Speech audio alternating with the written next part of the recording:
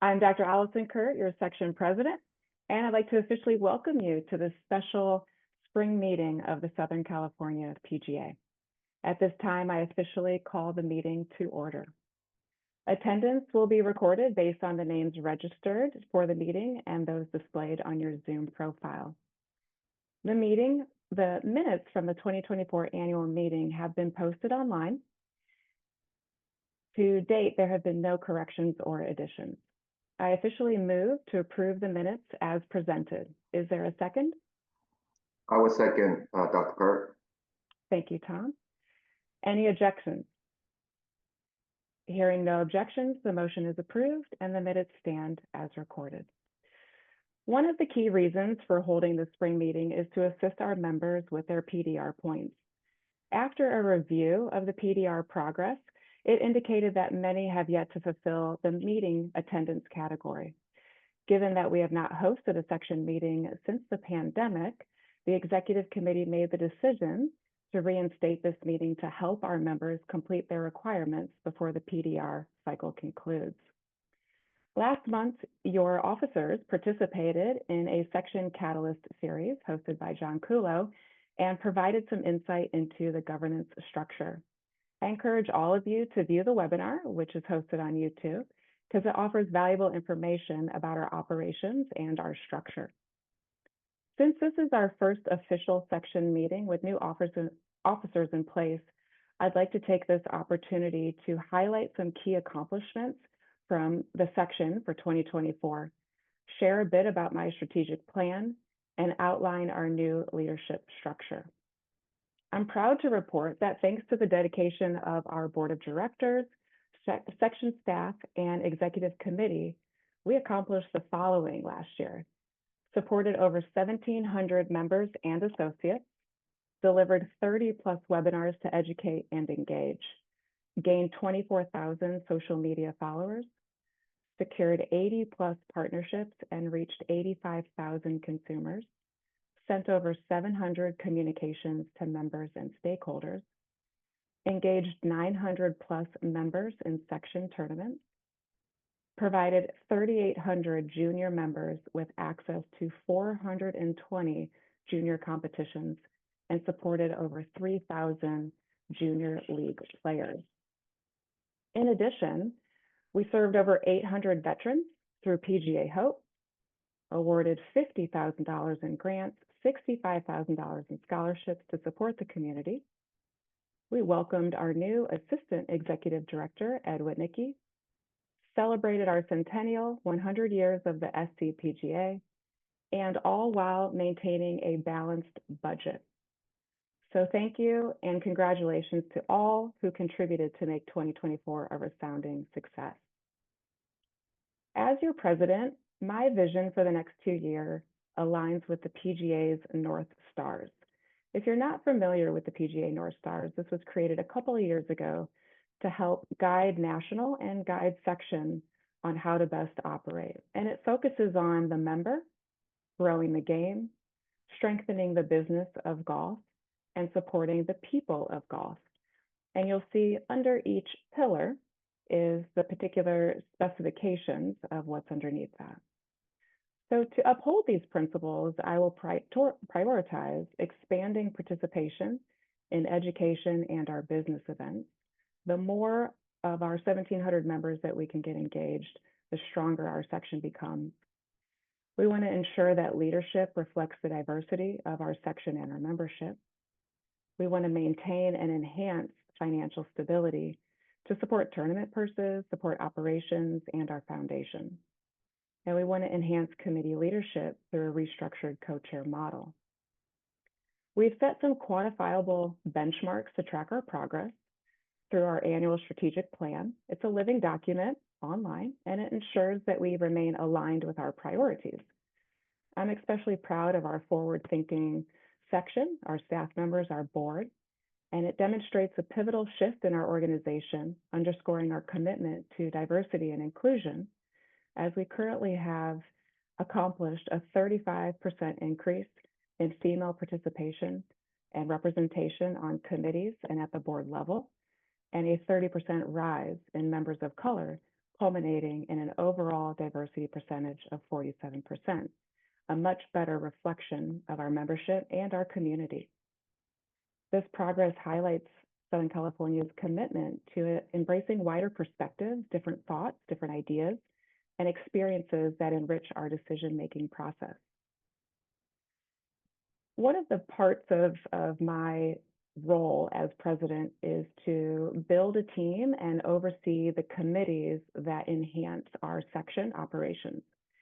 The committees were picked last fall. There was an application process that went out, and many members completed the application to show interest in serving on committees. In addition, I looked at different members who were involved at the section and chapter level to try to build the best teams possible to help elevate our section. And that led us to refreshing our committee structures. I took a page out of Honorary President John Lindert's book by implementing a co-chair model. And currently, President Don Ray is doing the same thing with chair and vice chair. Here is our current committee structure for the 25-26 years. The committees will serve 2-year terms. Each committee will have a chair and a co-chair. And these committees, they play a key role in information sharing, decision making, and event execution. Committee co-chairs and their contact information are available on the section website for transparency and accessibility. So if you have any suggestions or ideas, you can directly reach out to these chairs to offer that up. We're also honored that several Southern California PGA members have been appointed to national committees.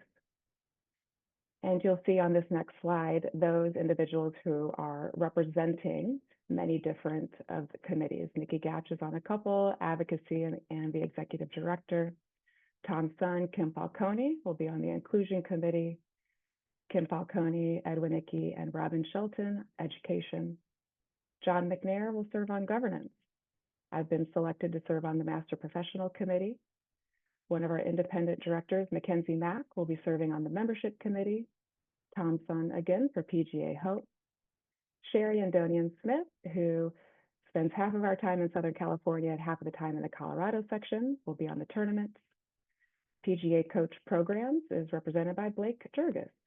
And the summit, which happens every 2 years, will be organized by our own Jamie Mulligan, who has chaired the California Teaching and Coaching Summit, as well as Randy Chang, who has co-chaired the California Teaching and Coaching Summit, and our Teacher of the Year, Dave Phillips. So fantastic lineup to get our voices in Southern California heard at the national level, and congrats to those that have been appointed. There was also an application process to serve on national committees, and President Ray told me that over 400 applications were submitted to serve on national committee roles. And he has restructured pretty significantly the PGA of America committees. It looks much different than it has in the past 2 years, and you'll see some new names such as PGA Coach Programs, PGA Coach Core, PGA Coach Summit, really enhancing the idea of the PGA Coach, PGA Coach Amplification, as well as technology. So these are just several of the newer names of the committees that will be running for the next 2 years. For those of you who are interested in serving in governance, I do encourage you to gain experience at your chapter level. Continue to look for the committee applications every 2 years, whether that's at our section level or a national level, and make sure that you engage as much as possible at section events and initiatives so that we can get to know you, get to know your passions, see your strengths, and see how we can position you to help elevate our section. Your involvement is definitely critical to our continued success. So at this time, that concludes my president's report. And we have a very special guest with us this evening, our new CEO, Derek Sprague. And a little bit about Derek. He's the first person to serve the association as a past president and now the CEO. He served as the 39th president from 2014 to 2016. He's been a PGA of America member since 1993, has served as the general manager of TPC Sawgrass in Ponte Vedra Beach, Florida. He previously was the managing director at Liberty National Golf Club in Jersey City, and that hosted the 2017 President's Cup during his tenure. For 26 years, Derek was also the GM and the director of golf at Malone Golf Club in New York, his hometown course, where he was involved with all aspects of the facility operations. And I can also say from knowing Derek a little bit personally, we had a very positive interaction sitting on a bus heading to see the construction of Frisco, Texas. And I can generally say from the bottom of my heart, I had no idea that he knew anything about me. And he sat down next to me on the bus and we had a great conversation, and he was interested in me and he was interested in Southern California and he was easy to talk to. And so it's just very fitting that this is the individual who is going to be representing our 30,000 PGA members and PGA of America Association. So Derek, thank you so much. I'd like to welcome you. Appreciate you being here this evening. Well, good. Well, thanks for inviting me, and good evening, everybody. We've had many questions submitted to lead this little quote unquote fireside chat / Q&A. We'll try not to grill you and put you on the spot too much, but from all the articles that I've read the past couple of weeks, there's been a lot of great interviews with you, and you've already shared a ton of information. So we'll make sure Southern California takes it easy on you. But would love to learn just a little bit about what the interview process was like to become the CEO, and like when did you first decide that you wanted to head into this direction? Yeah, well, I really didn't, I didn't have my sights on this role at all. And then when, Seth stepped down in June, a number of people from not only the PGA of America, but also the golf industry reached out to me, encouraging me to apply for the position. So at that time, I just sent a note to the search firm. I didn't connect with the officers. I didn't want to, bypass the process. And I just said, hey, if they're looking for candidates and they're interested in me, and I had about 30 people, Allison, reach out to me, like I said, from all over the industry, current directors, past presidents, manufacturers, other industry allies. And so I just said, hey, if they're interested, let me know, and then we can continue the discussion. If not, no big deal. And then I got a reply back pretty quickly that, oh no, you're already on the short list. So I said, okay. So then that was in June. So then, as we all know, it took about 6 months since that time. But the process was very thorough. Did even psychological exams, had a 4-hour really cool process of sort of case studies. Had to do 4 case studies, thinking out loud with 2 psychologists evaluating me. One was based in LA, one was in New York. So that was a cool process. And then of course, a bunch of the personality profile exams. And then I flew to New York to meet with the committee, and your very own Tom Addis was representing the past presidents. He was on the committee, and Tom and I go way back and had a good relationship, and hopefully that was helpful during the process. But so no, it was a long process, thorough process, and excited to be the next CEO of the PGA of America. What was the hardest, most anxiety provoking part of the whole process for you? Yeah, I think, anytime you have a live interview, whether it's on television or in front of a committee, where you have a finite amount of time, you're trying to get your message across. You'd like to sit there for 3 or 4 hours and have a conversation. But when they say you have 80 minutes and then they're coming at you, the committee is coming at you with all sorts of questions, that's makes you pause a little bit and makes you prepare. And I learned that, when I was in office as well, that through our media training, that, and for anybody out there, and I tell my kids this too, that rehearse, not memorize, just rehearse, know who you are, know what you stand for, be yourself. And that's, what I practiced going into that live interview in New York. That was probably the toughest part. Well, I'm definitely sure that your tenure as national president gave you a little bit of leverage to have the experience to talk on your feet and answer the tough questions. So I think that that experience is certainly something that helps elevate you. What do you think is one of the biggest benefits that you bring as a PGA member in the role of CEO? Because this is a first.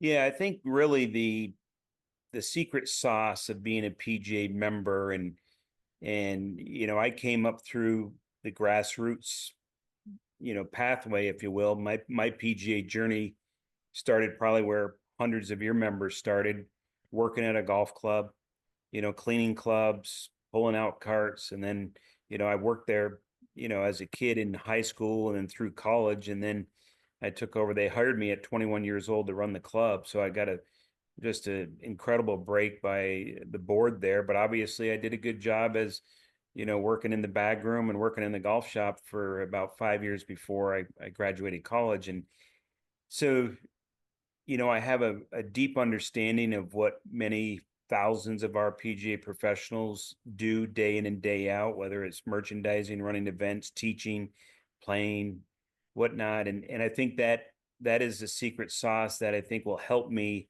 connect to PGA professionals across the country. When I visit sections or do virtual section meetings like this, hopefully your members will say, hey, he's one of us. He understands what I do. He understands the long days that we deal with out here. I've lived it, and I've lived it for over 30 years. And then for those that, like past President Jim Richardson, who's running tour events, unfortunately with the fires this year, Riviera didn't, but I have, 8 years of running President's Cup and Player Championships. In fact, it's been funny this week. A lot of the vendors are contacting me.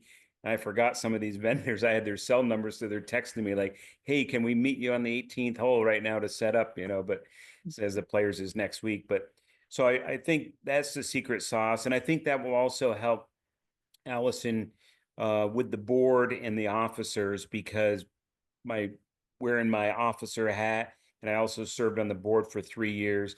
I also understand that perspective and can help the current officer slate, current board. A lot has, changed, it feels like, in 10 years with, the pandemic and doing meetings like this. But it's, the fundamentals are still there. The Constitution of the PGA of America is still there. And I think I can bring a lot to the board level as well. So having that PGA membership, I think, will really help both our members as well as our board and officers. I agree. I think it provides just a relatability scale that is so important and much needed for the direction that we're heading. Have you started to narrow down some of your top 3 priorities for your first year? Yeah, I've been meeting, I'm in the, listening and learning mode right now. I've been doing a number of one-on-ones. I actually today, I just flew back from our Palm Beach Gardens office. We still have about 46 employees in that office, and most of them would, I think out of the 46, I think I quickly looked at the list, there's probably less than 5 that have had less than 10 years there. So we have over probably 500 years of institutional knowledge in that office. And what's coming up, they have 1 year left with us. Only a few are going to move to our new home quarters, which is unfortunate because of that institutional knowledge. But so far, what I'm learning, some of our opportunities that we have is I want to make sure, and I've met with Daz Marlette, and you probably, if you saw some of my interviews, mentioned that we need to make sure that it seems like the industry is changing quicker and quicker, and artificial intelligence is going to make it even move quicker. I listened to a great podcast on the plane today about, how the chefs in the hospitality world are using AI to come up with new menu choices. I mean, how cool is that? They're just asking AI, hey, can you give me 3 new entrees for our menu? And it's taking the ingredients or the menu items that it already has, and it's cross merchandising the current menu. So stuff like that, not that we're into the menus, but we could, and I was really fascinated at the annual meeting in November, the amount of PGA professionals already using AI. So I sat down with Daz, and we actually had an all hands on deck meeting with the staff of the PGA, and he sent me a note because he said, we are using AI. I said, really? My mistake. So he came up to my office And I said, are you teaching AI to the 80 students that are sitting downstairs in our home quarters? He said, no, but we're using it. I said, that's my point, Daz. We need to teach the next generation of golf professionals about AI. So he's like, I get it. So it's like little communication gaps like that, we have to all be conscious of as leaders, to making sure that people fully understand. He thought I meant that we need to start using it as a staff and as home quarters and national leaders versus passing it on to the next generation. So he's going to start working immediately and probably get with the education committee about what courses can we add. He was asking me, do we do it in level 1, level 2, level 3? I said, you figure it out. But I said, I think we should have an introductory class, so that they have a few nuggets to bring back to their PGA professionals at their facilities or places of employment. So I think that's one. And then we're really leaning in heavily on employment. I've met with Scott Kimmick and Executive Search, Mike O'Donnell, who oversees all the career consultants, to make sure that we provide them with the resources for that our members need out there, to not just get the next job. And sort of my mindset is to get the right job. And I was at the Carolinas PGA meeting, and it was great to hear from their golf professional of the year and how this individual was a head golf professional and ended up getting fired in that role. And he seemed like almost a year, I think he said, and he reflected, and he really loved teaching. And now he's a director of instruction, and now the golf professional of the year. And really, which is neat to see, right? Because I think that's where a lot of emphasis is with coaching. It's great to see how much emphasis you have in your section on coaching and teaching. So we need to make sure that our career consultants and our executive search work hand in hand. And as I explained to the members of the Carolinas meeting, is don't wait until you lose your job. Please don't wait until you lose your job. You should be, if you're like the individual of the Carolinas PGA section meeting and golf professional of the year for that section, if you want to get into a different career path, let your career consultant know now, so that they know that, hey, if a job opening comes up, they're going to call you and they're going to say, hey, this club has an opening, or this club might have an opening. Are you interested? Sort of what happened to me. Can I put you on the short list of interest for this role? And so we're really leaning heavily on employment as well. And then I think the third bucket that we really need to focus on, and quite frankly, we let our sections down when it comes to PGA Reach and PGA Hope. I know a lot of your members have been engaged with those programs, especially PGA Hope, and it's really an instance like, and sometimes you hear this with companies that go out of business, and PGA Reach isn't going out of business, but we grew too fast, right? Everybody, our members just embraced PGA Hope, and we're trying to serve thousands of veterans, and we just didn't have the funding for it. So we're pushing the reset button, pausing, meeting with Craig Kessler tomorrow for a couple hours. He's helping Jenny Lewis, our new executive director at PGA Reach, and we hope to shore that up. But we just need your patience for about a year. We're gonna spend a lot of time on PGA Reach as well, pushing the reset button and getting that on the right sustainable path for our PGA members and the veterans and that have given so much to this country, and we want to be able to give back. And it's a good problem to have, that we have so many, we have the need, but we have so many members that want to give. So we'll get that on track, hopefully in less than a year. Great. So let's move into a little bit of some tournament questions. And from a section perspective and a national perspective, from a Club Pro perspective, we have a very competitive Southern California section. We've got great players that have played in tour events in all different capacities. And we're seeing a lot of different divisions, women's division, senior women's division, senior men's, super senior, members, championship. Has the PGA evaluated or considered an updated or a refresh on yardages for being inclusive of all the different, let's say, gender and age categories that our membership faces? Yeah, so right now we're currently reviewing our women's tee policy to see if the 78 to 85% yardage differential is still appropriate. So we're conducting our own research, and we've asked each of the sections to provide actual distances used and clubs hit for both men and women. Once this data is gathered, we plan to review it if necessary and make any recommendations to our tournament committee, which will then, ultimately go to the National Board of Directors for approval. In regards to the seniors, having seniors play from different tees and yardages, we do have guidelines already for this as well. We incorporate these into our winter championship events and other events when appropriate. We also have separate events and championships for our senior players, which also allow them to compete against one another on an equitable basis. In addition, we have guidelines for senior women's yardages to be used when competing for the same purses as senior men. So we would certainly encourage each section to adopt these yardages, these differentials in their own section events. That's fascinating that you are doing some research on actual hit yardages. One of our tournament co-chairs, Leslie Spalding, who's a fantastic player and was the first female to qualify for the senior PPC, brought up that idea that we should look at actual hit yardages, not only from women, but from senior men, super senior women, to see if tee placement is appropriate. And of course, as equipment has changed and physique has changed and fitness has changed, just to see if it's still relevant. So it's nice to see that National is thinking about that as well. Yeah, and we need the section support, right? We need, you're hosting those events and provide us that data, and we'll do a deep dive on it. Maybe we'll use some artificial intelligence, Allison, to help put it together. AI has certainly made my many jobs that I take under my belt a lot easier. So I think it's made some progress in the golf community. So appreciate the AI.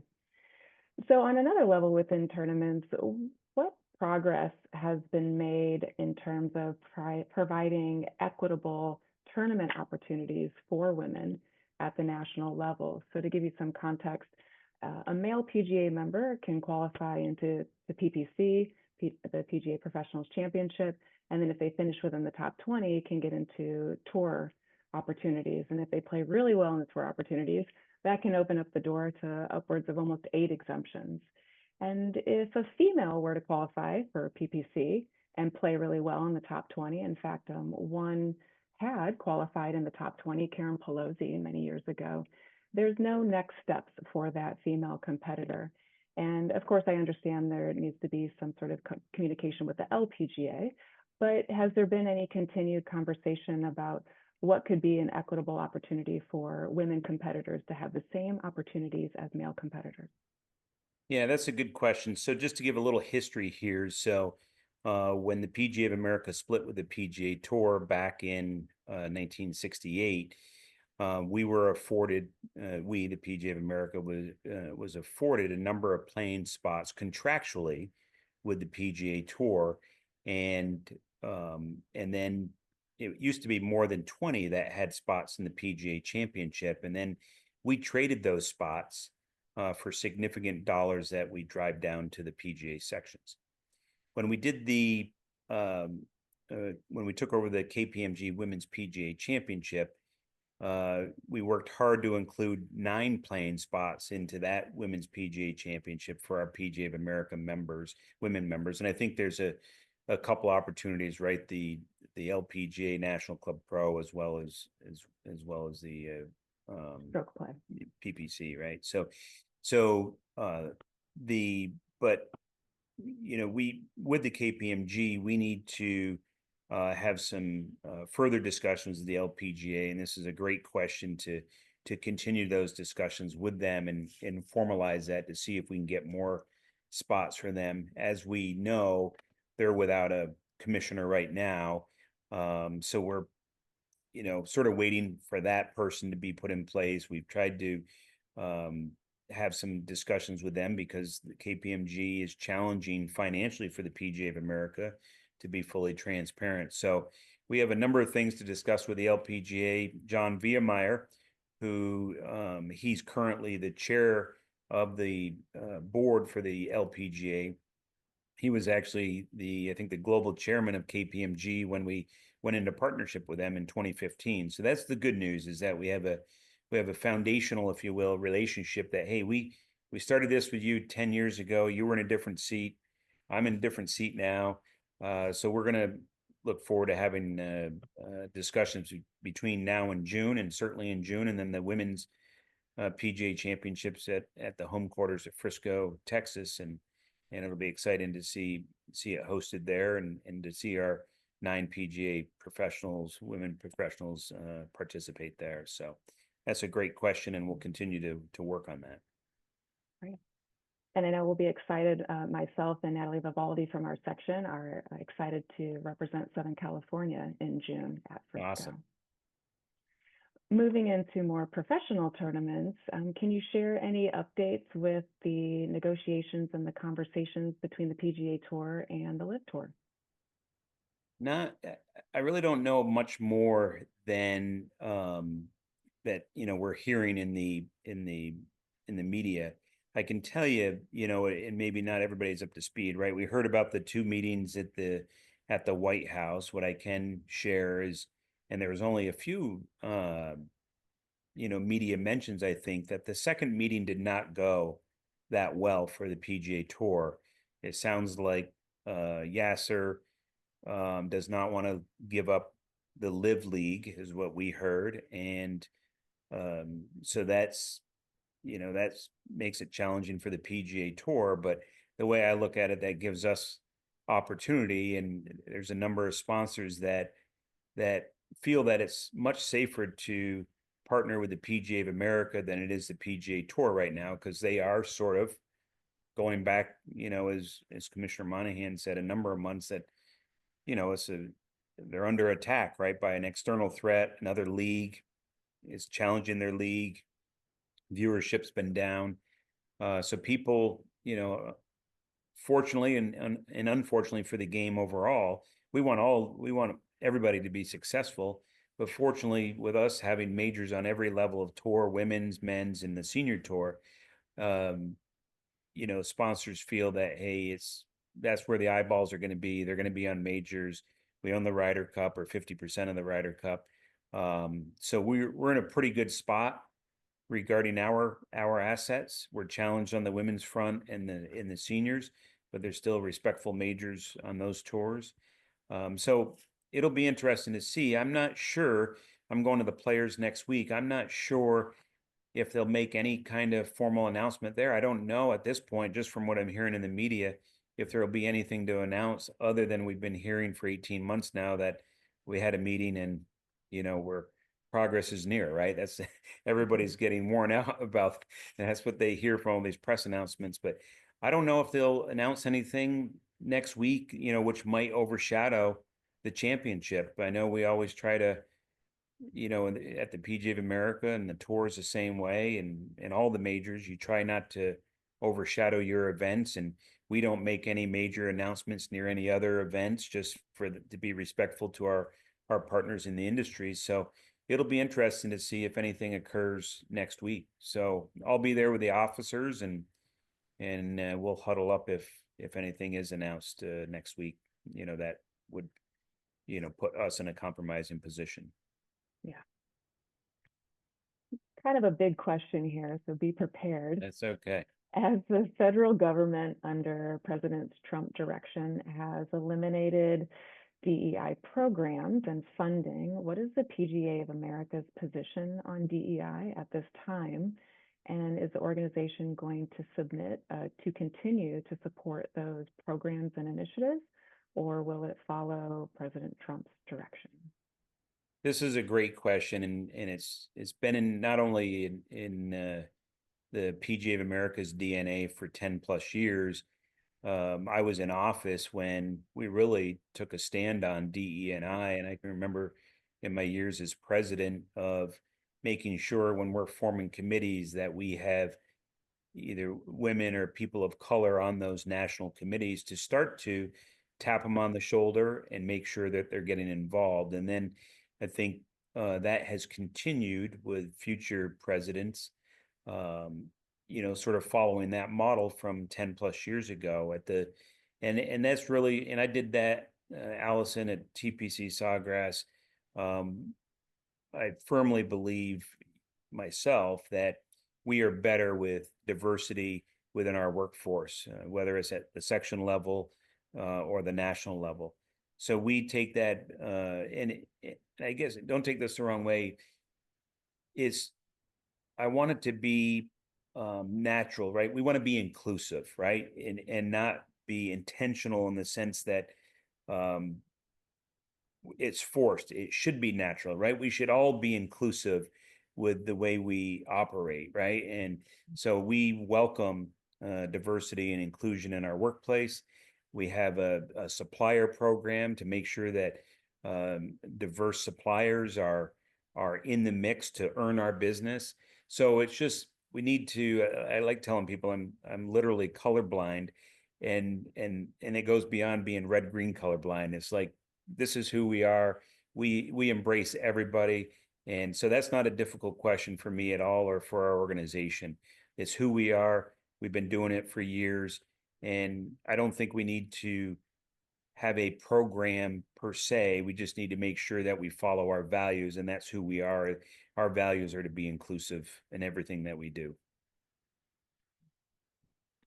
In looking at leadership and trying to get involved at a national level, one of the questions that was submitted by our members is there a particular suggested track or pathway that you would suggest for leaders?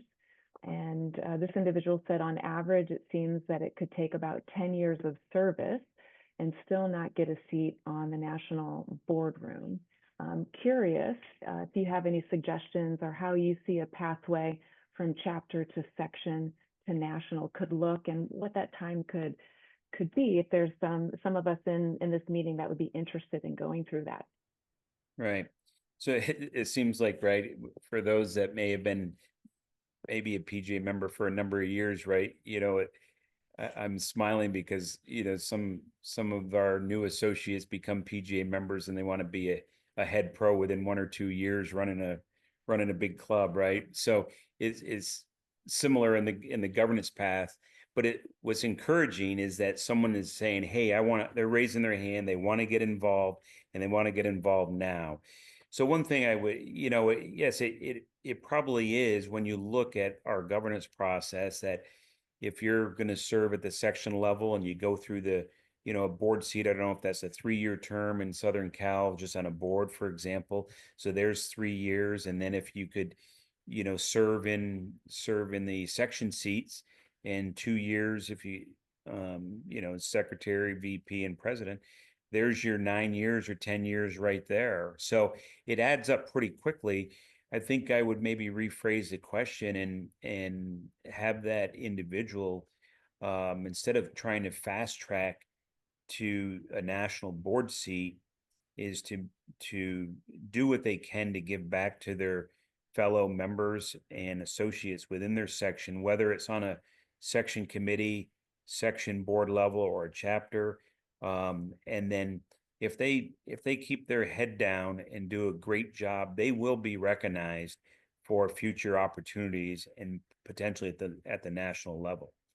Now, maybe one thing that they're also talking about, Allison, is the district director rotation, right? So you have the 3-year, 3-year, 3 years. So that is a 9-year, 10-year cycle. And that's something that the governance committee has looked at. Going back a number of years now, almost 7 years, I think. I've been on the governance committee since I got out of office. And we were looking 7 or 8 years ago about trying to shorten that window and say, well, we're gonna tell sections how they have to vote, or districts how they have to vote. And then, that got really emotional, in the sense, if we're going to tell someone how to vote, right? Voting is very individual. When you start telling someone how to vote, that's a touchy subject. So then the governance committee, and I don't know if John McNair's on or not, but tonight, but he's been great on that committee, by the way. And we talked about, hey, what we really want to do, because this will benefit our entire organization, is, and hopefully it's going to be rolled out here soon, is we want to educate future leaders, make sure that they have almost like we went through, either our business schools or our level 1, 2s, and 3s and the new education program. We want to have education for our future leaders, whether it's a chapter level, section level, or national level. So if this education is given at those lower levels, that when they get to the national boardroom, that they'll have a good foundation. And just imagine one day, Allison, that we have 22 board members that all went through sort of the same training to be a national board member, Robert's Rules of Order, Constitution again, looking at the bigger picture, representing the entire organization and what to expect, and conflict of interest, and all the parliamentarian procedures that you need to have to be a solid board member, and to know your lane, so to speak, when you get to that seat. So that's something that the governance committee has been working on. Sad to say, 7 years. We lost a couple of years there with the pandemic, but we have the ED committee review it, the membership committee review it. Everybody's on board. I think it's going to be, Nikki probably knows more, but I think it's going to be tied to one of the tiers funding that a certain number of board members at the section level need to go through this training, and that'll create future leaders. So it's a long answer to say, yeah, it's probably going to be 10 years, but give everything you have every year of those 10 years. And when you get that national board seat, you'll be well prepared, and you'll be able to make a bigger impact at a national level. Yeah. I think that there's so much value in going through from the bottom to the top. And I echo what you say with a lot of new associates who want to make $100,000 right out of graduation, and don't want to like age myself, but I'm like, I made $8.16 fluffing and folding. And then I got a big promo to $11 and worked my way up. And then I made $23,000 at Golf Tech, and then kind of worked my way up. But now in the position that I'm at now, reflecting back, I feel like I've gotten that training in all different aspects of operations and in the golf industry. And so I encourage, when it comes to leadership, is like, start at your local level in your chapter and learn all the operations of it, and then start to move your way up so that you'll be better prepared when the time comes. Yeah, and one thing I'll add to that too, and I've shared this with a lot of people that I mentor over the years, is to learn the why, the WHY. Don't just get a board seat to have it on your resume that you sat on the Southern California PGA Board of Directors. Because if you sit there for 3 years and don't contribute, it's just a placeholder on your resume. But that's why I'm saying, give back as much, raise your hand, but be prepared to invest the time and make the commitment to giving back and helping your fellow PGA professionals. That's more than what it'll be on your resume, because your fellow PGA professionals will say, wow, you're really doing a great job. Keep it up. And then they'll be, just like in my career, Allison, I just, I got on a committee. I was on the employment committee in Northeastern New York, and then someone tapped me on the shoulder and said, hey, I think you'd be a good officer. Will you run for secretary? And, I was like, sure. I didn't, again, similar to the CEO role is, I wait to be recognized, just keep my head down, work hard, help others, and good things will come to those that help others. And the more you put into it, the more you get out of it as well. Exactly. What do you think the biggest opportunity is for the PGA of America moving forward, and what would be the biggest obstacle? Yeah, I think the opportunities, like I sort of mentioned before, was, right now at the elite level, there's a lot of turmoil, to use that word that the media's been using. Is, again, I think when you look at what we have at the PGA of America, it's something that everybody in this call should be very proud of. So when you look at, and I want to share this story because this is a pretty funny story. So I got announced on Friday, December 20th. Earlier that week on Tuesday, Commissioner Monahan at the PGA Tour announced that they're going to hire a new CEO for the for-profit enterprises called PGA Tour Enterprises, Inc. So gotta remember TPC Sawgrass is right there, the global headquarters of the PGA Tour, sort of about a couple hundred yards behind the famous 17th hole. So when it got announced on Friday, my staff's coming to me in the hallway saying, "Oh, so you're going over to headquarters now?" And I said, "No, no." I said, "I'm actually moving to Frisco, Texas." And I said, "The PGA of America has majors on all the tours. We have majors on the women's tour. We got majors on the seniors tour. We got a major on the regular tour." And I said, "Then we have our crown jewel, the Ryder Cup." And I said, "The Players Championship is not a major, but that's a cousin or an akin to the PGA Championship. And then the PGA Tour has the President's Cup, and the PGA of America has the Ryder Cup." So they looked at me and they said, "So the PGA of America's up here, and the PGA Tour is down here because you guys have majors?" And I just smiled and said, "That's one way to look at it." And then when you take our assets, like I just mentioned, and then you couple that with PGA Reach and the work that we're doing with PGA Junior League, over 75,000 juniors is probably, I think many on this call and many across the country would say that it's the most successful program we've probably ever done at the PGA of America. It puts money in our PGA of America members' pockets. It's growing the game. So we're serving the member and we're growing the game with just a great program. I was in the boardroom and in the office when we decided to purchase that program. It was owned by a private individual in Atlanta, Georgia, and we saw the potential and the opportunity for this program.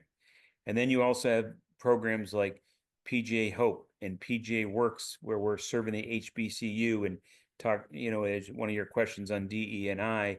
And what a great program to give the underserved opportunities to play great golf courses where championships have been played by the best players in the world, like we hosted it twice at TPC Sawgrass. So, we met with a major donor a couple weeks ago. I don't want to share their name or whatever, but right now, but hopefully more to come on that. But I said, when you look at the PGA of America and you look at our championships that we have, our charitable, uh, See you mañana. our charitable organization, our programs that we have there. And then if you look at our employment and our education, and this donor was also very interested in the education that we offer our PGA professionals. He looked at it as the best in the world. He looked at our employment services as just sort of another avenue to help his business, employing PGA professionals. So I just thought, so I kidded him. I said, "We're one-stop shopping. We got it all here. We got major championships, we got employment, we got education, and we got a charitable foundation for your donation that will go to work of growing this great game." So really, we have a lot to be proud of on this call and in our organization. And I only see our opportunities growing as I work with all of our sections. I know a number of the 41 section EDs and leaders, because a lot of them were involved when I was in the chair 10 years ago, and it's great to see them still involved. And I think we'll have a lot of great opportunity with our current programs. And with that being said, there's risk out there as well, right? This is we'll have to see how this all plays out with the tour and PIF and live and all that. But we need to pay attention to that and do what everybody does in their own business or their own facilities, and is to make sure that we protect our assets the best we can and mitigate the risks that are presented to us. Well, thank you so much, Derek, for those very thoughtful answers. And I know many of our members that submitted questions are appreciative of the responses as well. And just truly an honor for you to join us in our Southern California spring meeting. Thanks for jumping on. I really appreciate all of your thoughts this evening. Thank you. Well, thanks for inviting me, and I know it's going to take a while to get back to normal out there, and hopefully for our PGA members that were affected by the fires, things are sort of quieting down there. And again, our medical disaster and relief fund, I'd like to remind all your members, although they know it firsthand, unfortunately, but that fund is created for members by members, and to make sure that if they can, to continue to contribute to that. And That's one of the first things I did, Allison, when I got in office. I said, how can I contribute to the Medical Disaster and Relief Fund?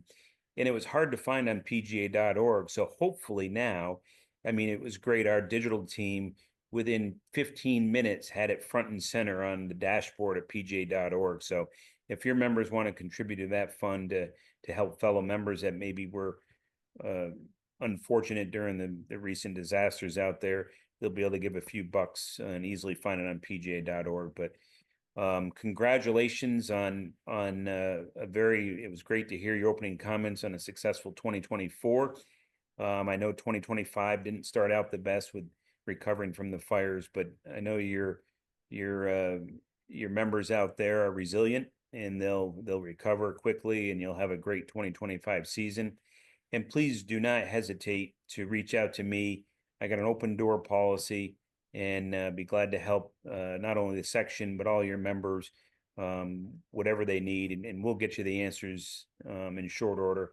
And if you're not getting the answers from anybody in our team, just email me directly. Nikki has my cell number now, so she can just text me and I'll get the answers for her to help you guys out. But I am probably going to sign off tonight, let you have the rest of your meeting, and because my wife is locked in the in the bedroom because we got a small 2-bedroom apartment, so she said she's going to go hide over there. So I don't want to have her stay in the bedroom the rest of the evening. But thanks so much for inviting me, and let's do it again sometime down the road, and hopefully in person.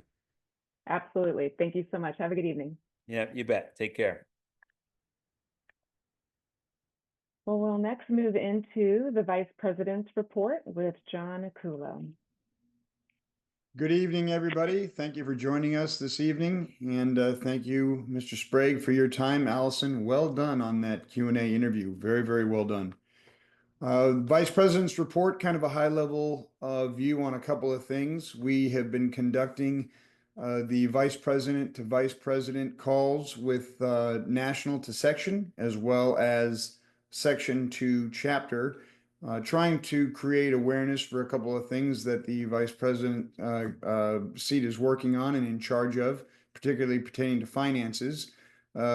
Also spreading awareness about the difference between the chapter tournament accounts and the general fund accounts, and the difference between the two, and what could be spent, what we could do with either, and staying within the guidelines of our inurement requirements.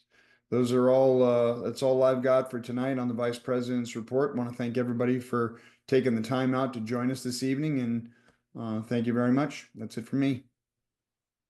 Thank you so much. Next, we will move on to the Secretary's report with Tom Sun. Thank you, Dr. Kurt. Good evening, our fellow members and associates. I'm honored to serve as your secretary of our great section. It's my first official meeting as secretary of a section, so I'm very excited and nervous at the same time. I want to share a few agenda items with you. First of all, I'd like to celebrate a significant milestone for some of our members. A half-century member, Mr. Robert Smith. Congratulations on being a member for 50 years. Thank you for all you do. And we have 3 quarter-century members. We have Mr. Scott Quizola, Mr. David Hufkin, and Miss Deborah Spain. Congratulations, Scott, David, and Deborah, for your 25 years of service as a professional member. And we have next 9 new members who are part of our section for the first quarter of 2025. You see the names on the screens, and congratulations to those new members. Welcome to our membership. And lastly is the new associates for our section, the first quarter of 2025. There are a lot of new associates, 33 new associates in total. Congratulations to all the new associates. It's gonna be a great journey for you on the associate program. I was an associate about 7 years ago. It took me 2 years to become a member, so let's get the membership as soon as possible, and we are here to help. So please reach out so we could help you become a member sooner than later. Next is, I'd like to share some numbers with you real quickly. I think numbers, data is only meaningful if it's relative. So I compared this year versus last year in terms of these numbers. First, the membership grew from last year to this year. There's an increase of 26 new members, which is a 2% increase. The new associates, it's a huge increase for new associates. 108 new associates in 2025, 24% increase. In terms of total membership, from 1703 in 2024 to 1839, and currently it's an increase of 136 professionals in our section, which is an 8% increase, which is great, growing our section with great professionals joining us. In terms of suspended associates, we've had 33 last year, and that's a great improvement with 9 less suspended associates this year, which is a 27% decrease in this, suspended associates. We have now only 4% out of all of our associates who are suspended, so which is great, being less than 5%. Next, deferred compensation. Unfortunately, we had a decrease in number of professionals registered for deferred compensation from 2024 to 2025, a decrease of 100 members. Only members are qualified to receive deferred compensation, which is a 46% decrease from last year, which is unfortunate. Currently, we have 108 members who are registered for deferred compensation, which is only 8%. There's a lot of you out there who are not registered for deferred compensation. Please get educated and register. So many examples of deferred compensation activities that you can qualify for points are Junior League, PGA Family, PGA Lead, PGA Hope, Drive, Chip, and Putt, Tournament Lead, inclusive golf communities, support, employment, volunteer, mentorship, digital. These are all activities that you do every day. It basically allows you to earn points. If you're a minimum 200 points a year, the maximum you could earn in terms of deferred compensation amount is 1,500. So I think something that you should think about doing, and basically PGA is trying to take care of you when you retire from our profession. Next is PGA Hope certification. This is great news again. We have had 145 PGA professionals were PGA Hope certified. Last year increased to 203 this year, increase of 58 professionals, a 40% increase. Still, if you look at the total number of professionals in our section, the PGA Hope certified number is only 11% of our professionals. So 89% of you in our section are not PGA Hope qualified. I would really highly encourage you to do so. A lot of fulfillment and taking care of our veterans throughout Southern California. PGA Hope facilities, last year we were 28, this year again is 28, no increase. We have 544 PGA certified facilities in Southern California, so only 5%, 28 facilities are involved in PGA Hope. So hopefully this number increases throughout this year. Lastly, just some demographic information for you. Male 93%, female 7%, average age is 57, Caucasian 1,312, 71% comprised of Caucasians, unknown 179, which is 10%, Asian Pacific Islander 168, 9%, Hispanic or Latino 102, 5%, multiracial 41, 2%, and African American and other comprise 1% each, and 19 and 18 respectively. Lastly, is I'd like to share a sad note. Our PGA fellow member Stephen Applegate passed away last year. A moment of silence, please. Thank you. That concludes my report. Dr. Kurt. Thank you so much, Tom. Appreciate that.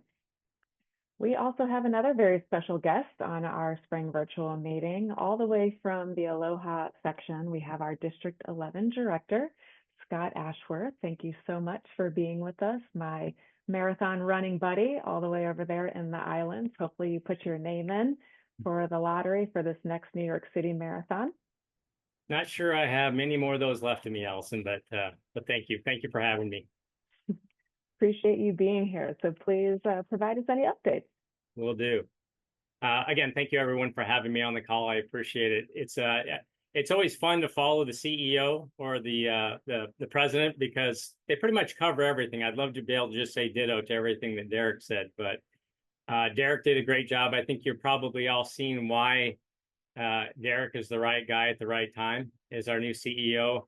You know, Tom and his committee did an amazing job with that process, and we couldn't be happier with Derek. And I think you know, like he said, he's one of us, right? He gets it. He's been in the room. He knows all the issues and the challenges that we have as PGA members. But he's also been, worked very closely with all of our sponsors and the tour. So he just fits the bill for everything we need. So we're super excited to have Derek on board. A little bit about myself. As Allison said, I'm the director of golf over here in the middle of the Pacific at Four Seasons Resorts Lanai. 28-year PGA member. I kind of go to one of your questions earlier, Allison, to Derek, about leadership and going through, to all the different chairs and different things to possibly be part of national. And I started thinking about my own journey and thinking back, it's not something that you don't kind of get involved, right? To think that I want to be on the national board. You just think I just want to get involved. And I think that's the key. I certainly started on the committees and just being, and for me, it was all about mentorship, getting involved with our apprentice committees. And that led to me getting on the board of directors as secretary and kind of moving up through that. And then even at that, to be honest with you, didn't really have any thoughts of being the District 11 director. But, one thing leads to another and people start kind of tapping you on the shoulder. And like Derek said, hey, maybe you think about doing this. And so it's all about getting involved. So I would encourage you all that, if you do have aspirations of moving up and sitting on the national board of directors, just get involved. And that's key. Big thanks to John McNair. I don't know if John's actually on the call, but John, your name still comes up in the boardroom. I think it always will be. For those of you who don't know, I think John is actually still on the budget committee. I don't know if it was said earlier, but I think John will always be on the budget committee. I don't think he'll ever get off. It's funny, we have these discussions on the board even now, and John's name still comes up. And like I said, I think it always will. I have huge shoes to fill with John. So big mahalo to John, who did an amazing job and his legacy will continue to live for a long time. Kind of as well, I just want to throw in, certainly my thoughts and prayers with everybody there that has been affected by the fires as well. Anything that we can do, it's for us watching it from a distance kind of brought back memories of some of the things we were dealing with here in Lahaina as well. And so, we know the challenges and the difficulties that can have. So again, our thoughts and prayers are with all those affected. I do want to throw out a shout out to Nikki as well. Nikki is doing an amazing job, as you all know. Nikki has done a great job of keeping me up to date and informed with everything that goes on in the Southern California section as well. And I'm looking forward to working closely with your officers as well. So just a couple of things real quickly. Like I said, Derek, I was going to talk a little bit about Derek. I was fortunate to actually serve with Derek back in 2016. So I got to be in the room with him. So again, we're super excited about his appointment. We didn't talk much about Jenny Lewis. So Jenny Lewis is the new executive director of the foundation. I'm certainly excited to get Jenny on board. As Derek kind of alluded to, we've had some challenges with PGA Reach. I think most of you know that. Those of you who have kind of been involved know that, as Derek said, we are a little bit of a victim of our own success and kind of grew too fast for really the revenues that we could actually bring in. And we're pretty excited about, the resources Jenny brings and the connections she brings and kind of the focus she brings to kind of helping drive more revenues to the foundation, and also be able to really fund a lot of those programs that all of you are involved in right now. So we're excited about her arrival. We're kind of taking it easy on her right now, to be honest with you. she's got a lot to take in and a lot to learn, but we know that she's going to be jumping in, and she's already starting to do that now. So we're excited about her arrival and the difference we feel she's going to be able to make with Reach. And it really is a time of change, right? So you have Derek coming in, you have Jenny coming in, and then there's Don Ray. For those of you who haven't met Don, and most of you probably have, Don is just a fireball of energy. You know, just go, go, go. Don eats, breathes, and sleeps the PGA. He's actually pretty difficult to keep up with, but he keeps all of us involved. He actually put me on what they call the strategy committee. So I sit on the strat committee, which is kind of a fascinating committee. We get to kind of sit around and talk about all the issues and challenges that are coming our way as the PGA of America. And I thought it was really great. Don actually put me as the chairman of the PAC committee. So he went and found the guy farthest away from PGA Golf Club and put him as the chair. And so that'll be kind of interesting to see how that goes. It's some of the issues, some of the challenges that we do have with PGA Golf Club. I'm just kind of getting my feet wet on that one, but I'm excited to be involved with that as well. And then I'm also involved with the scholarship committee as well. One of the things that Don did that I think many of you are aware is that he appointed Wes Wailahua as the chair of the ED committee. That's a little bit out of the norm, right? So normally if the president will assign the ED that's in their section. So, but yeah, I think he saw something in Wes, and Wes is one of ours. As you know, he's one of our District 11 Ohana. Many of you know Wes. And I think that was a pretty big move on Don's part, but I think those of you who have been involved can already see the big difference that Wes is making. And really talking a lot about the connection that the sections have with National. Don is challenging him nonstop on how we can help, facilitate that communication and just, really get things out in the open that, maybe aren't discussed as much as they should have, and just really improve that communication. I can tell you on the board, anytime we talk about anything comes to a vote, there's a big emphasis on the sections now. What are the sections thinking? So, getting EDs involved and getting Wes involved has really been a big deal for all of us. So we're pretty excited to have Wes involved and know he's going to do great things as well. Also super excited about our PGA Championship coming up at Quail Hollow. And then, of course, the Ryder Cup at Bethpage Black. I know we're all excited for that one. The Ryder Cup, there was a little bit of controversy earlier in the year. But we are excited to see, the next chapter in the Ryder Cup, and know it's going to be a great event there at Bethpage Black as well. So with that, again, I think Derek covered a majority of things. Excited to be involved back in the district again. And as Derek said, my door is always open as well. So please feel free to call me, email me. I will tell you, I don't always have all the answers, but I'm certainly good at getting those answers and following up. I will definitely always follow up and get you answers to whatever questions or concerns that you may have as well. So as I mentioned, it's great to be a part of this district, and it's great to be a part of this meeting again. So thank you.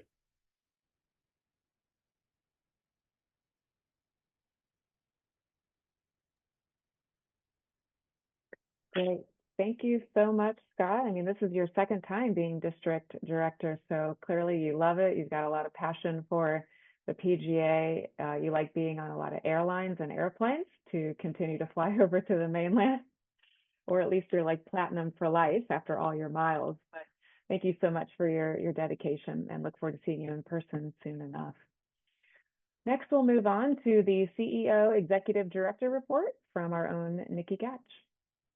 Thank you, Madam President. Scott, thanks for the kind words. I appreciate that, and it was great to have Derek join us. It was pretty special, and so and again, thanks to all of you for joining us this evening. I want to echo Derek and Scott's comments and reflection on our fellow section members that have been affected by the fires in January. I know some of you are on the webinar this evening, so thanks for joining. Just know that we think about you daily. We've been happy to help in the small ways that we have, and we will continue to do so as needed. So just know that we're thinking about you. Your section's here for you, and your fellow members are here for you as well.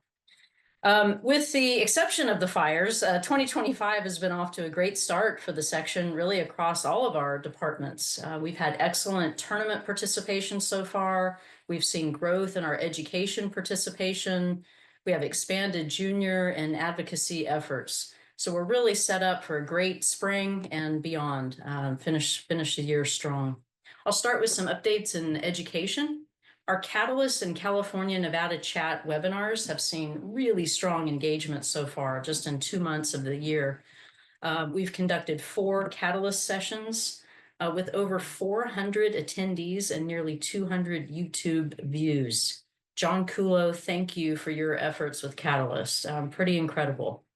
California Nevada Chat series has drawn 250 attendees with only 2 events so far this year. So great. We love that you're taking advantage of these opportunities, and we'll keep providing them for you as well. We do have some in-person education events coming up this spring that you'll probably be interested in. March 27th is the ADM Live at Top Golf El Segundo. Registration is open for that, so we encourage you to sign up for that, especially if you're a coach or an instructor. April 28th will be our Spring Teaching Summit at TPI in Oceanside. That will be featuring Greg Rose and our own 2024 section Teacher and Coach of the Year, Dave Phillips.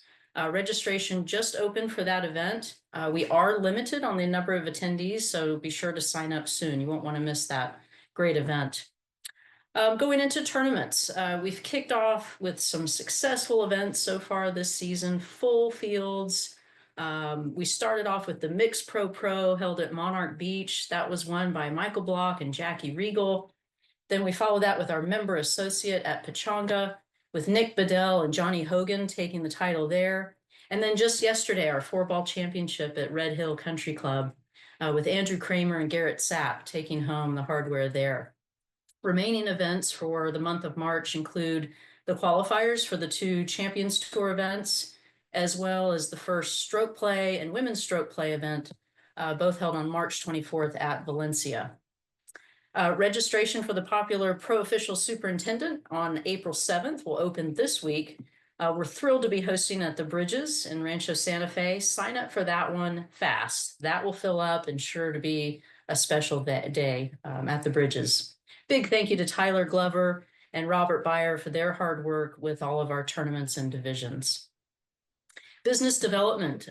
February was a very active month for securing partnerships, especially following the successful PGA show in January. Some new section partners for this year that we've already signed include Fuel Station, Player Development Index, Club Champion, and Municipal. Some of our renewals include Evolve, Wilson, Club Car, and EasyGo. We've got several new partnership discussions happening daily. We have some new partners hopefully coming on board or coming back on board in Toro, Bridgestone, and PXG. As you know, our partner and sponsor programs enable us to do everything that we do, provide world-class tournaments, educational programs, all the great things we do for junior golf and our veterans. So please support our partners when you can. We really appreciate that. And that helps keep bringing them back as section sponsors and partners. Big thanks to Assistant ED Ed Winecki for leading all of the efforts under business development and with our partners, doing a great job. Communications and marketing. I'd like to take the opportunity to thank Bryce Seaver and Danny Cross for leading these efforts. This is where we tell the story of everything that we are doing. We now have, our 3 distinct audiences to tell that story to. We certainly have our PGA members, we have our junior tour members and their families, and we also have our golf consumers. We've grown our consumer database to over 85,000. Which is great. It's been a great benefit to promote you all as PGA professionals and golf coaches. It's been a great platform for extended engagement with our partners and sponsors. So we're looking forward to continuing to grow that database and share all the great things that we do here in the section. We continue to be really engaged with social media, the content, the collaboration that we do with our partners, our host facilities, and many of you as well. So those of you that are active on social media, Please tag us, collaborate with us. It just helps grow that database and that engagement again with all that we're doing. The Southern Cal Golf Hall of Fame, which is what we do in collaboration with the SCGA, that's coming up in a couple weeks, actually 2 weeks from today, March 18th, hosted at Industry Hills. Our inductees this year include Gary McCord, Carrie Forsythe, UCLA women's golf coach, Bud Bradley, Steve Harrell, and Stan Wood. So look for more content on those great inductees into this prestigious Hall of Fame. I mentioned junior golf. We currently have 2,400 junior tour members already, just a couple months into the year. We recently hosted the Toyota Tour Cup Max Homa Invitational just last month, which followed the Patrick Cantlay Toyota Tour Cup event in December, hosted at Virginia. Big thank you to these two great alumni who give back to the excuse me, the SCPGA Junior Tour, really where it all started for them. So really cool to have those relationships. A couple weeks ago, we had a double alumni tour victory when Brian Campbell and Angel Yin both won on the PGA and LPGA tours, which was awesome. And then, of course, just last week with our own Jake Knapp firing a 59. So great things continue to come from alumni from our junior tour. And also keep in mind, we're conducting 450, yes, you heard me right, 450 junior tour events this year. And we're expecting about 4,000 members by the end of the year. Big thank you to so many of you that host events throughout the year. We couldn't do this without you. You're providing such a great opportunity for really the future of our game. So can't thank you enough for that. And huge kudos to our junior tour team led by Kevin Smith. Advocacy, we're preparing for the 2025 SCPGA Advocacy Ambassador Program. Last year, we had 17 ambassadors, which was great. It was a great start to year one. We're looking to double that number this year. So if you are interested in being involved, it's really very easy. You can make a huge impact, not only for your facility and your community, but for our game. So please reach out to our public affairs manager, Matt Rogers, or myself. If you're interested in that, and you'll start to see some more information coming your way real soon. Matt and I will be heading up to Sacramento at the end of March for Capitol Day. So we'll be having some meetings with legislators to inform them, educate them on golf, the business of golf, the PGA, what we do, how we impact their constituents and communities, and really just advocate for our game and our business on your behalf. And then finally, I think you're all aware, the PDR certification cycle is approaching. June 15th is the deadline. As a reminder, for being on this evening, you'll receive 2 meeting credits. So you will see that in your PDR and your PGA.org profile. And as you've heard, we have plenty of educational events available for you to earn those last PDR credits. So please take advantage of that. If you have any questions on your PDR status, or if there's anything that we can help you with, get you across that finish line, please don't hesitate to reach out to me or our team. I know our membership director, Steve Monday, is ready and willing to help you in any way. So please reach out and don't hesitate. And at this time, I'd like to introduce our foundation chair, Honorary President Eric Lohman, and our foundation director, Anthony Leone, for a brief update on the foundation. Thank you. Thanks, Nikki. First off, I want to welcome Mr. Eric Lohman as our new foundation chairman. Eric was recently elected as chairman after our previous chairman, Tony Latendre, took a position out of state. I personally want to thank Tony for his 4 years of service. It was a great run with him, and he certainly did help our foundation in many ways. With all that being said, we are very excited to have Eric serving as our chairman. Eric has always been interested in the foundation, our scope of work, even throughout his presidency. I'm certainly excited for the opportunity to work alongside him in furthering our mission. So quickly, we might review our mission because this is very important, obviously, to our team, our foundation team. Our core mission is to introduce, nurture, and sustain a lifelong love of the game of golf.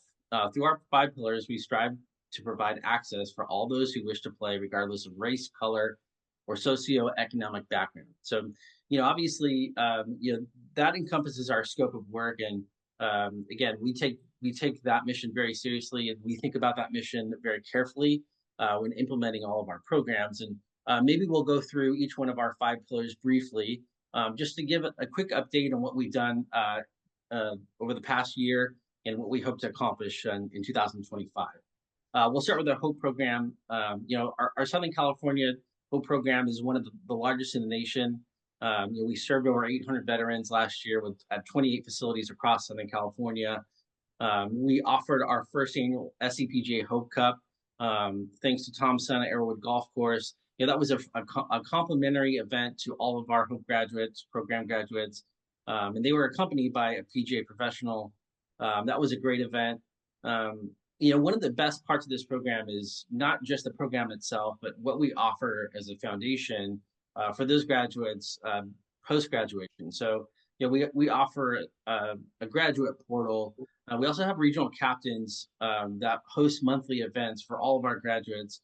A nice tidbit here: we've had over 100 HOPE program graduates actually get a handicap through our foundation, through our section, because they've found the game of golf obviously to be very valuable in their life. Talk a little bit about our goals for 2025. Based on our approved budget, we are excited to serve 850 veterans this year at 28 facilities. We are conducting a HOPE Cup this year, held at Mission Hills Country Club. That's going to be in May. Special thanks to Tony Boskin and Mike Hoylick. Mr. Sprague mentioned in December of 2024, we were informed of a national funding shortage. And we actually were slated for a 30% decrease in national funding. So, a portion of these programs are funded through the National PGA Reach program. It's important to let our members know that we as a foundation are committed to the PGA HOPE program. We were committed to the facilities who submitted their proposals for programming. So we decided to step up and committed to fully funding a significant portion of the HOPE programs throughout Southern California. Also, a note here, a bit of a challenge for our foundation this year. Due to the Palisades fire, our Foundation Classic program scheduled for February at Riviera Country Club unfortunately had to be postponed due to the Palisades fire. We're hopeful we'll get an opportunity to reschedule that this year, but again, started the year with a bit of fundraising headwinds and challenges. Moving on to our Clubs for Youth pillar, we donated 133 sets of Wilson golf clubs, and our Clubs for Youth pillar is really designed to donate sets to high schools and high school teams specifically who have some of their students who are interested in playing on the golf team, but might not be able to invest in a set of equipment. And obviously that's a huge barrier to entry to anyone who's looking to adopt the game, who's looking to practice, who's looking to, make golf, a staple of their life. So, we donated 133 sets across 15 schools last year. We had a full league donation at the JM Eagle Championship at Wilshire Country Club. We're actually slated to do that again, and slated to donate roughly the same amount of sets this year as well. Moving on to our grants and scholarships pillar. Grants really pertain to our junior tour and those kids who are playing in our junior tour, who their family might need a little bit of assistance paying for tournament entry fees. So we granted over $50,000 in tournament entry fees for those families who have competitive players. They want their kids to continue playing tournament golf. Some of these kids are excellent players playing in our Toyota Tour Cup. We really, it's important for us to step in and make sure that we're offering support to those families, again, with juniors who are great players, need to play competitive golf to gain experience, college scholarships. That's where our grant funding comes in. In addition to that, our scholarships, we awarded over $81,000 in college scholarships to 17 student athletes. Lastly, our community accessibility and advocacy pillar. This pillar really encompasses our community outreach efforts. So and all of our player development programs. So our drive, chip, and putt programs. We run 18 qualifiers over the course of the summer. All of our PGA Junior League postseason events, in addition to our advocacy department, which Nikki alluded to. So with all that being said, brief report, I wanted to turn it over to Eric. Eric, welcome as chairman, and take it away. Thanks, Anthony. I feel a lot like Scott Ashworth when you just go over all the great things that you all have done and continue to do. I just get to show up and say thank you and wave my hand. But honestly, I just want to say quickly a quick debt of gratitude to Tony Latendre. So many years of service to our section and now to the foundation. He will be missed sorely, with such a positive attitude and a desire and a goal to make a difference, not because he had to, but because he wanted to. And I think it's important for everyone to know that, these decisions, like myself, I just served 2 years as president and, been on the board for many, many years. I didn't have to support the foundation. I could have elected to end my governance, but I wasn't quite ready to give up. And I definitely wanted to transition and start to support those in need, those who weren't as privileged as I was as a young man, or who needs our help in a time of need. And I think I can still make a difference, and that's what I'm electing to do. I think I'm going to be able to help our foundation grow its bandwidth. And I'm working with Anthony and Nikki and the board to learn a little bit more about how they do things, why they do things, what obstacles they encounter. I'm going to try to apply some of the learnings that I have from my own business practices working in the golf industry for as long as I have now, and try to take some of those principles and apply them to ultimately what is my greatest desire within our foundation, which is just to make a greater impact. It's not to say that we haven't made an impact, but I believe that my support and our effort and our reorganization of some of the things that we do and how we've done them will allow us to just make a greater impact. The game of golf has meant so much to me. You all have meant so much to me, and I'm just not ready to give it up. I think that you'll notice in the next few years how our efforts are to engage the membership, our valued members and apprentices, to really let them know what we do, how we do it, the impact that we make, for the sheer fact that hopefully you can jump on board and assist us as well. As you heard earlier, there are many people who do assist us, but there's many more who probably don't know quite as much as we do in regards to what we do, how we do it, why we do it, and the impact we can make. So again, we're going to use an approach where we're going to continue to identify opportunities, engage our all-stars, and there are many of them out there who are ready to be engaged. We're going to expand our reach.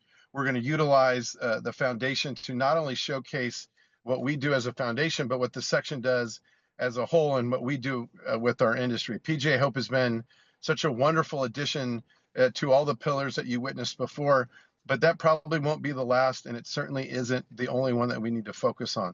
There's so many more that we can continue to do.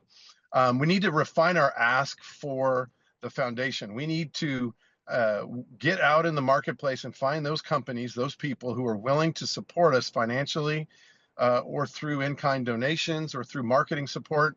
And I'm going to beat down some doors before I'm done to make sure that we continue to do that. If we do the right things, we will become more significant in the marketplace in Southern California, not only for the game of golf, which is super important to all of us, but in that foundational space where people are asking other people to support those in need. Golf is such a great conduit. The people who play the game can attest to that, but we need to take that, what is great about our game, and we need to push it out further so more people who need some help, who could use our help, can use the great game of golf to better their lives. And if we do that, all of our jobs and the significance of the PGA member will only increase. I think we can do a little better job of improving our sharing and telling of our story. And we're going to continue to push the section's communication department and the efforts that it has to make sure that everyone within our section is kept up on all the great things that Anthony and the team does so that we can continue to ride that wave as we keep moving forward. I don't know if you're familiar or not, everyone, but we all possess a smallish $500,000 amount of money that is helps endow our foundation. Unfortunately, that money has not augmented, has not grown much over the last few years. Only those based on the growth has only been based on the market expanding. So, my goal will be to create a significant amount of endowment so that our foundation will not have to always rely on everything all the time, that we'll have some monies in the coffers just like our section does with that fund. I want us to follow suit and do the same thing within our foundation, but we have to raise more money, a significant amount of money, to allow us to do that. And once we do that, it will all drive its forward. And I think the leading way for us to do that is to rely more on our 1,600 members and our apprentices, and most importantly, to rely on those alumni like myself, like Nikki Gatch and others who played junior golf in Southern California, who can attest that it made such a significant impact to us in Southern California, that it helped shape our lives, our decision-making, our careers. It helped form some of our families.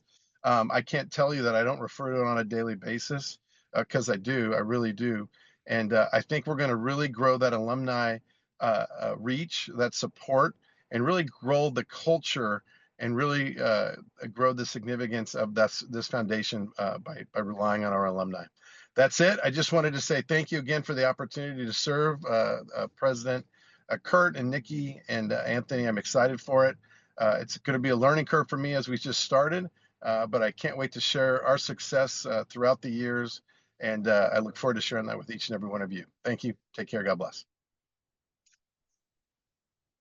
Thanks, Eric. Just briefly, wanted to give a little bit of guidance on how everyone on this call can get involved with our foundation. Obviously, being Hope certified, running a Hope program is probably one of the easier ways.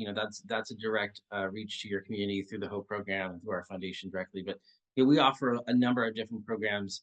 We have a professional grant program where we grant professionals like David Coulameter who are doing great things throughout their community. And lastly, if you know of any influential members who might be aligned with our mission, who would like to further the game of golf in Southern California, obviously, we would like to have an opportunity to present our work for them. So thank you for this time. Appreciate the time to let you know about what we do as a foundation. Thank you so much, Anthony. And thank you to Eric for stepping into Tony's shoes. They're big shoes to fill. We all know that past president Tony Latendre had so much passion and bleeds the blue and gold for the PGA. But I know that Eric does as well, serving as honorary president and now serving as chair of the foundation. So we appreciate you, Eric, taking a step into this role and working alongside Anthony and our fantastic section staff members to really elevate the foundation. Thank you for your passion and how much you care.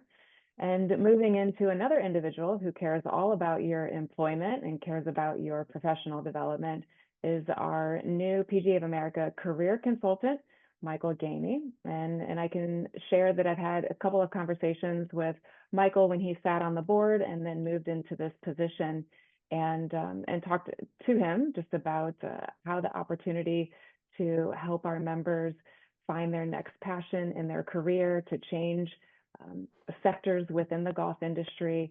And he is truly here to help you. So I will pass it over to Michael for your report. Thanks for being on. Thank you so much. And I will echo what Scott and everyone else has said. I feel like a lot of the thunder's already been stolen from some of the stuff I could have talked about, but I do have some information to share and talk about with all of you.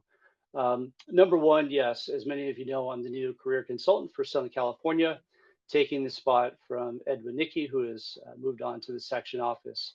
And number one, I want you all to know that I'm here for you as a resource, just to help all of you better yourselves, both professionally and personally.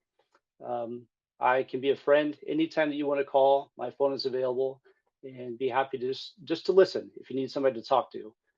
Confidentiality is very important to me, and I take that very serious. So whatever you want to talk about, and whatever you don't want to talk about, that's fine. But I'm here when you want to reach out.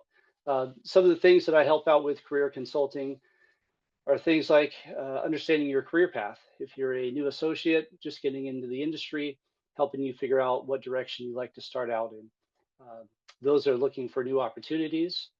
If you want to review your resume, I strongly suggest for everyone, if you haven't looked at your resume recently and updated it, go ahead and do that. It's important to stay up to date on that, fill in a lot of information regarding the current place of employment that you're at, any quantifiable data that you have to put it in there, do that. Because you never know where life can take you. You never know what opportunities may lie ahead, and you want to be prepared when something comes about. I can help you with some interview prep for employers that are looking for great candidates. I can help with that. Many areas that I'm here to assist you with. And if there's something that I can't get an answer to right away, I have a great team of over 24 consultants across the US that have a very wide variety of experience that I can call upon to get answers for you. One topic I want to cover is compensation profile. We have about 1,500 plus active members in SoCal. And of those members, about 610 or a little more than that have actually completed a compensation profile. Of those, about 60 have updated it for this new year. So if you have not done that, please do so. And I will beat this in as many times as I can at every meeting I get to. Please do that compensation profile.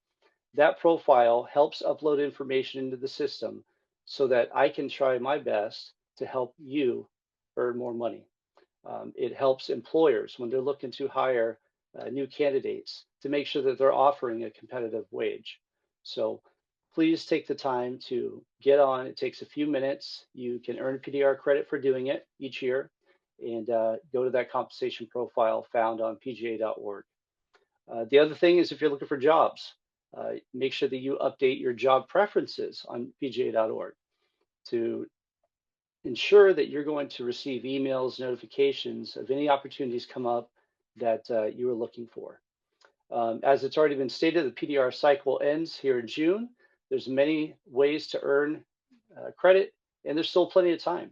So just like for those of you on this call, reach out to those around you to let them know there's more meetings to come, chapter meetings, section meetings. You've got educational videos on pga.org. Get involved in player engagement activities. And you could also become a mentor. So a lot of ways in which you can earn credit, and do not hesitate. A couple more things is I'm going to go over deferred comp. Mr. Thompson kind of mentioned that our numbers for this year as of February are a little bit lower than we'd like to see. And that's something that I want to tell everybody, get involved. It's money at the end of the year that's left on the table. If you don't, it may not seem like a lot, but it is some dollars that can go a long way down the road. So many different ways to get involved in deferred comp. If you have questions about that, reach out to me. Lastly, I want to let everyone know PGA headquarters is working on a new platform called Member 360. And this is going to be a new platform in which we input all the information about all of our members, facilities, and so on. So it's a long process in that we're transferring all the information from the old system to the new. And National has asked each section to request information from those managers at every facility in the section to help us upload this information easier. So if you are a general manager, director of golf, or anybody in a higher up position that have received an email from the section to update this info, please do so as soon as you can. That way we can get everything into the Member 360 and hopefully get that platform updated as soon as possible. So that is really about all I have. I just want to let you all know I am making my way around the section, and Metro and Northern, I'll be coming for you here in the next couple months. And I look forward to seeing many of you at different tournaments and engagement opportunities that I can be at. So thank you very much for your time. Thank you, Michael. Now we'll move into old business. Because of this panelist type perspective, you're not able to unmute yourself if you have any old business, but you can put that into the chat or the Q&A.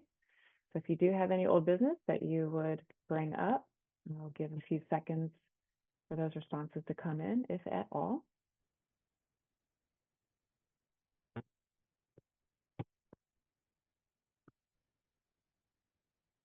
Last call for old business.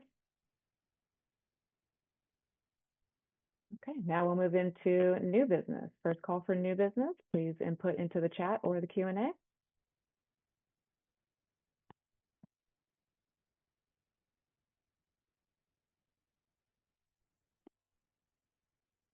Last call for new business.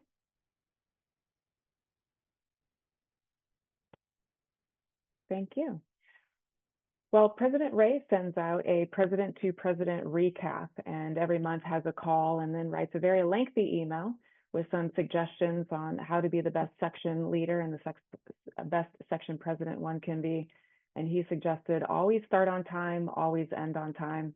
We were planning to end at 6:45 and we did it 5 minutes early. So thank you to all the guests who were mindful of time. We appreciate and respect all of your time. And with 156 participants on this evening's spring section meeting, we appreciate you all being here.